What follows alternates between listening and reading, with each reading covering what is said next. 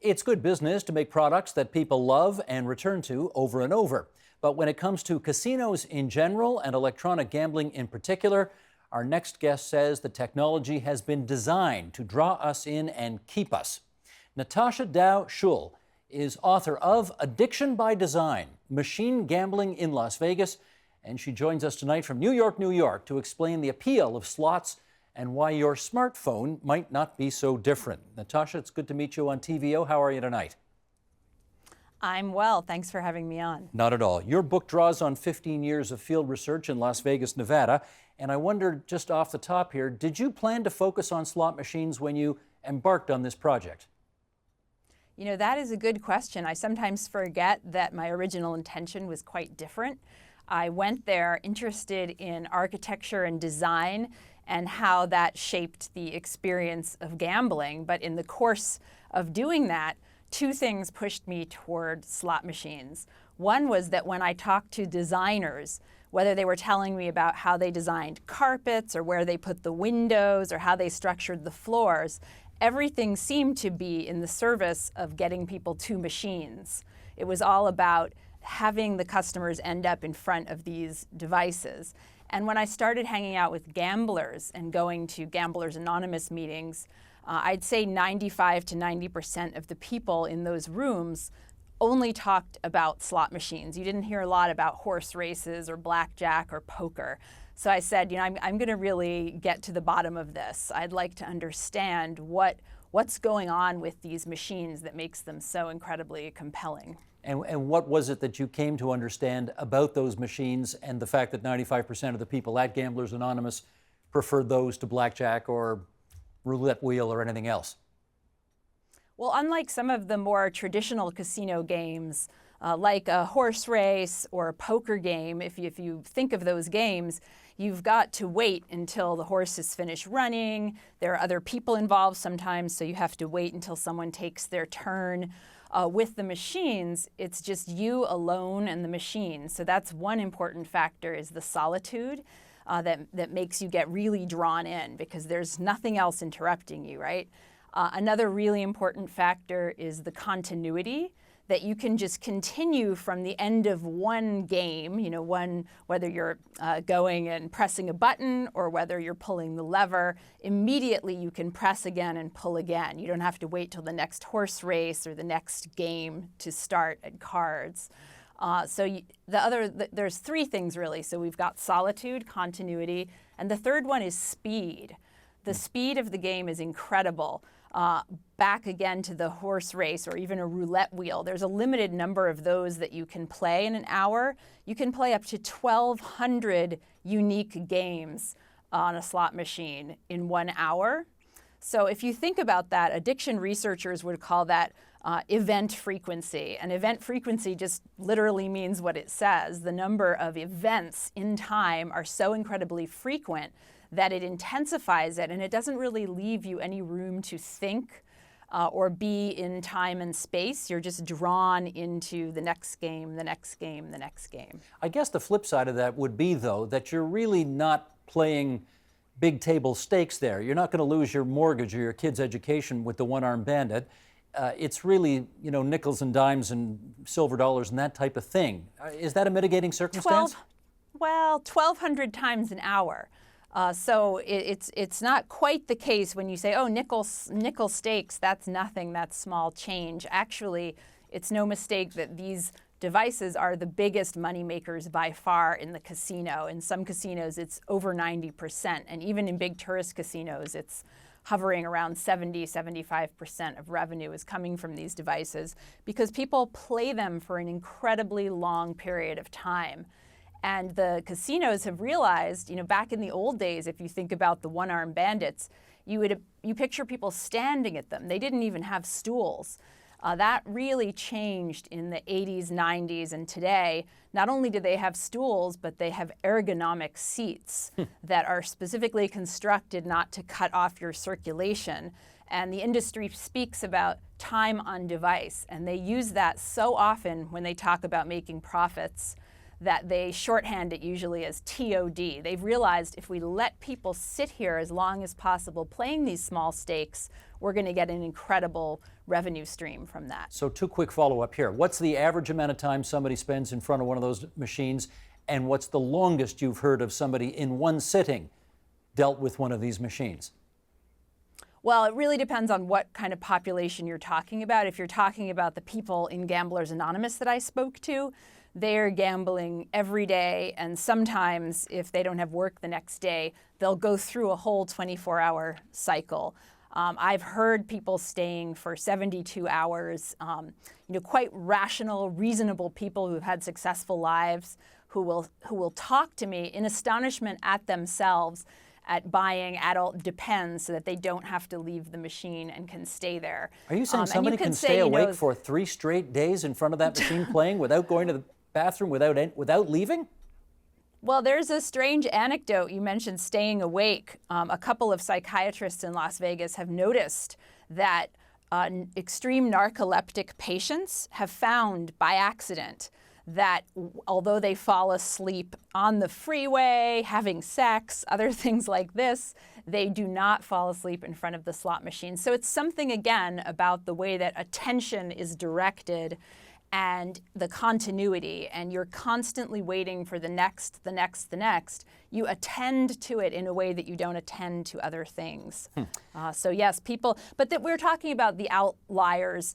Not everyone is a gambling addict, but I think everyone who's played regularly on these machines understands that it's very easy to play longer than you intended and spend more than you intended. Well, let me pluck one of the cast of characters out of your book, somebody by the name of Molly, who described herself as being in a machine zone. What did she mean by that?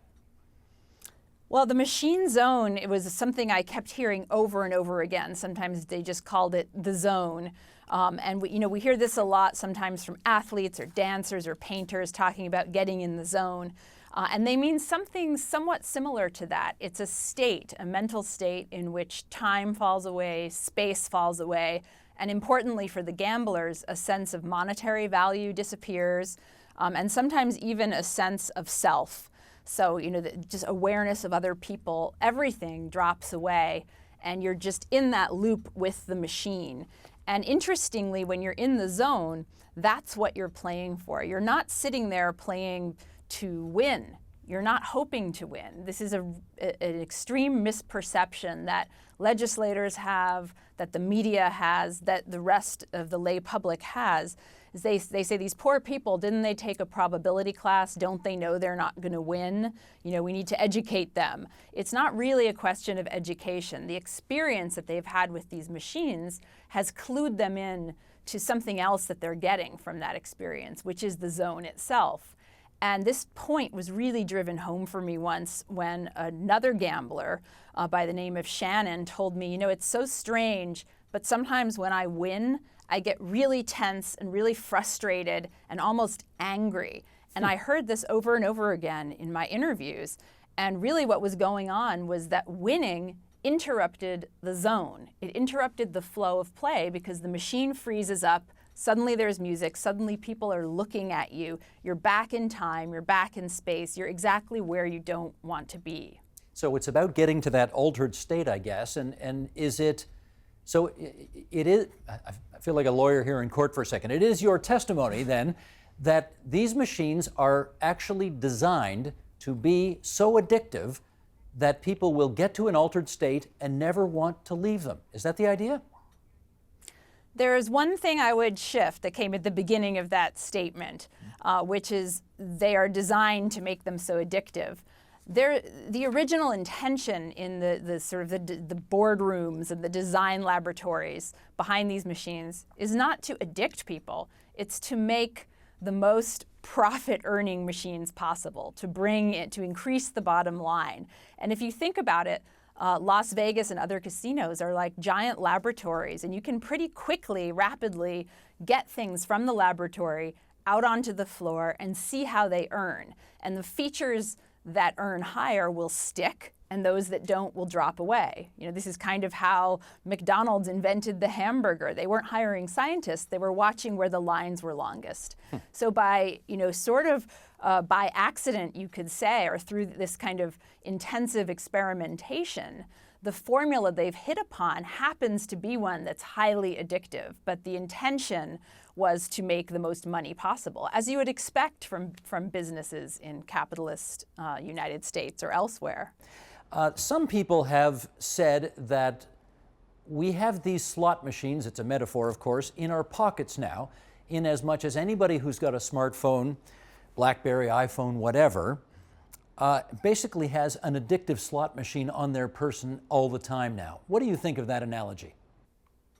Well, I actually use that analogy myself in the opening pages of my book, but I do it with a very light touch. Since my book came out, many others have seized upon this idea, and they're doing it with a heavier hand. But I do agree with them. They're often making the points for me because they're more experts in games like Candy Crush or some of these Zynga games on Facebook, for instance. The kind of things you'll see, I live here in New York on the subway in the morning. You'll see people just in their devices in some kind of a similar zone. And if you think about it, those qualities I told you about earlier, solitude, speed, and continuity, are all present in these little games. It's just you and the device, you're setting the pace, you are in this kind of loop with the machine, and you can get really caught in them, very similar to the slot machine. It's also a sense of never knowing what's going to happen next.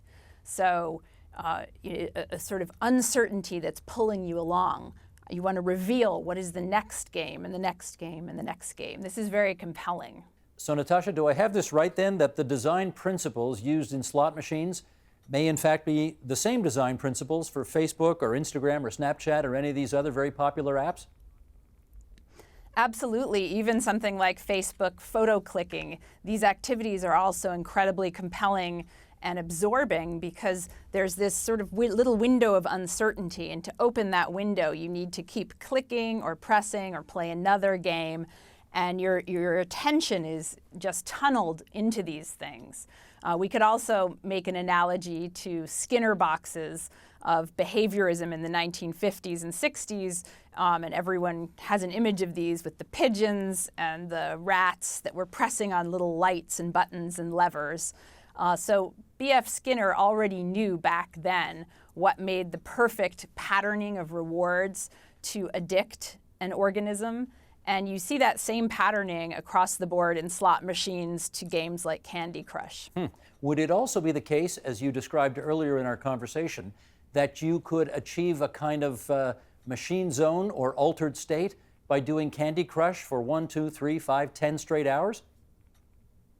Oh, absolutely. I'd say that if you're playing this game for 5 or 10 hours, it's an indication that you're in some kind of zone. Another more general way we could think of all of these little technologies in our pockets or in front of us are as mood modulators. These are literally at our fingertips. We can shift our mood if we're feeling anxious, if we're waiting in line and we want to kind of get away from whatever anxiety we're feeling and engage in some kind of movement that takes us away from ourselves. We have these ready at hand. I also think that there are many ways we could structure gambling and games through technology that doesn't depend on monetizing every second of people's time. We always talk about the financial costs. I think the temporal costs, the costs of time spent, is incredible, and we really need to think about ways of delimiting that, as some governments have begun to do. Just follow up on that a bit, if you would. What do you mean we could redesign things so as to be less psychologically damaged by the amount of time we're spending with them? Well, you could redesign the environments and the regulations. For instance, they just couldn't be open for 24 hours, or you could be restricted either by restricting yourself or having the government restrict you to gambling, say, only 8 hours a day. You know, we have such laws for work. Why not have them for play, especially when the play can be as debilitating physically and emotionally as work? We could also go into the actual slot machine and redesign some of the parameters there as well. Again, setting limits on the things that we know make these games so compelling to our psychology. We know it's about the solitude, the continuity, and the speed. So why don't we look at those three things and try to build some kind of a net as safety modifications, you could see them. And you can have a big debate. Do we want our safety modifications to act as seat belts or speed bumps or in airbags? There's all sorts of ways we could map that discussion onto policies in other areas. All right, well, speaking of other areas, let's broaden into some other areas, including, for example, cell phone, smartphone design, and consider this quote from former Google product philosopher Tristan Harris, who said the following: "Never before in history have the decisions of a handful of designers, mostly men, white, living in San Francisco, aged 25 to 35, working at three companies, Google, Apple, and Facebook, had so much impact on how millions of people around the world spend their attention. We should feel an enormous responsibility to get this right." Okay, in your view, Natasha, what kind of responsibility do you feel they ought to have?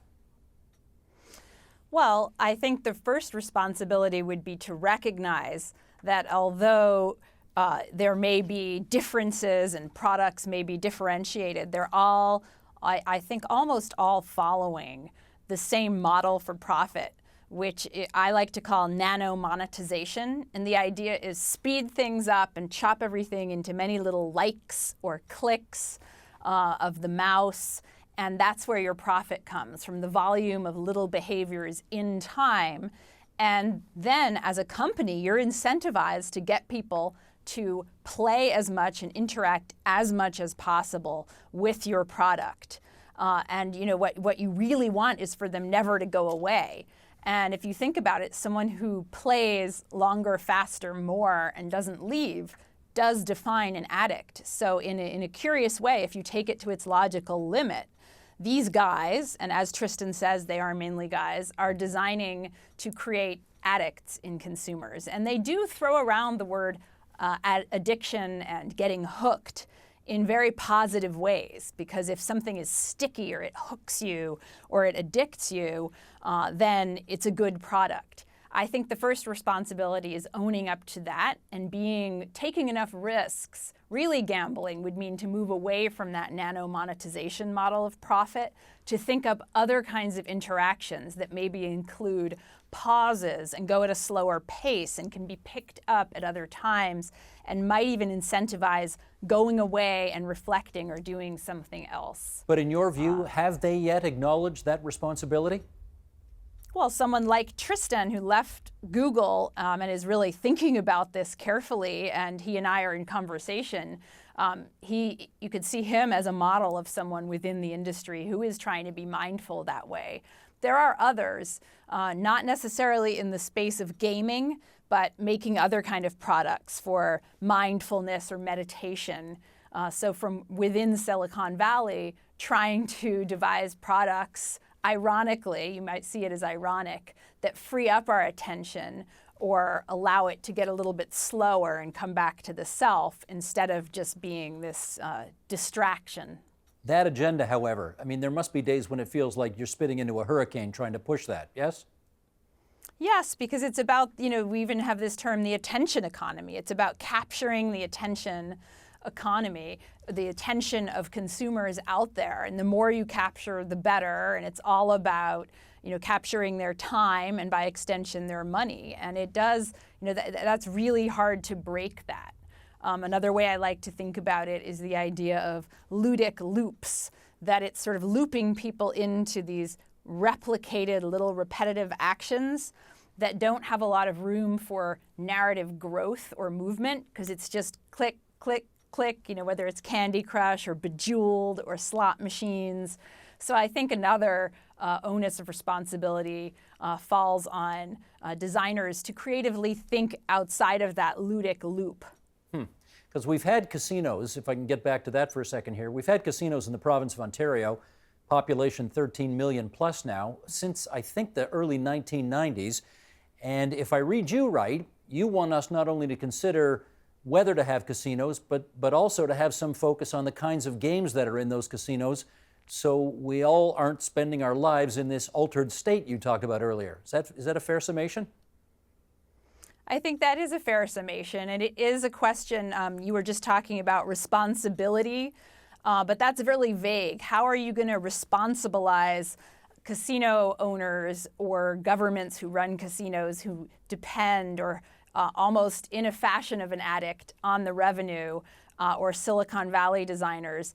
I am very cynical on this point. I don't believe that you can ask those entities to be responsible. I think the only way is to incentivize them through regulation, because this is systemic. This is not just Silicon Valley, online games or casinos. It's so many things. It's subprime mortgages. This is systemic, the logic of profit that's going on here. So I think that regulation has to be changed in a much more general scale for this to change. But given the conflict of interest, as you described it earlier, that every government finds itself in, having to regulate something that brings them in so much revenue, how optimistic can you really be that in spite of your good work here, anything's going to change? Well, if you just look at the difference between Canada and the United States, that alone is room for optimism, because you guys do it much better. But then you can look at the difference between Canada and a country like Norway, and I'd say they far and away do it better than other governments around the world. For instance, they allow you, as in Canada and some jurisdictions in the United States, to pre-commit. So you sign up with a card to play, and you decide, let me lock myself out of the system on my daughter's birthday. Let me put a limit on my spending of $300 a week. But it's all about the person managing themselves. That's where the burden of responsibility is put.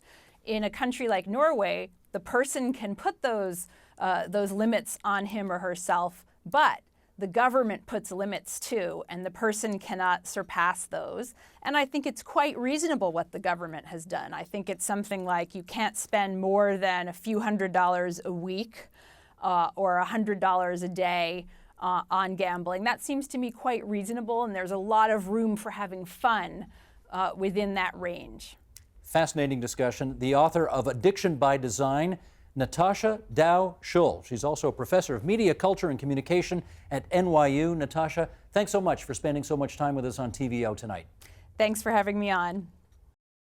Help TVO create a better world through the power of learning. Visit TVO.org and make a tax-deductible donation today.